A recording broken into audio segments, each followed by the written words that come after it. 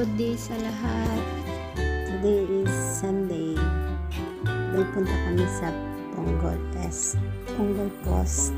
Kung kailan tumanda saka ako ng practice mag-bike. Nakakaingit kasi yung mga ibang pag nakikita ko sila marunong sila mag-bike. Kaya push ko na to. Kung maaari lang every Sunday ako mag-bike. Magpa-practice. Kaya lang medyo may kamahalan kasi $10 1 hour na yun. Dati kasi nag-practice ako doon sa East Coast. Hindi pa ako gaano masyado nakakabalance sa katawan ko.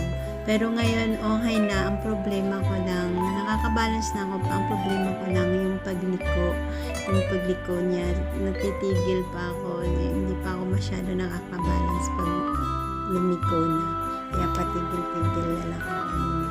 Nakakatakot din kasi sa left side, pang na yan, dagat na yan siya. May mga tao doon sa nakaupo sa buhangin. O mamaya, kaya dandahan lang muna ako. Hindi ako masyado mabilis.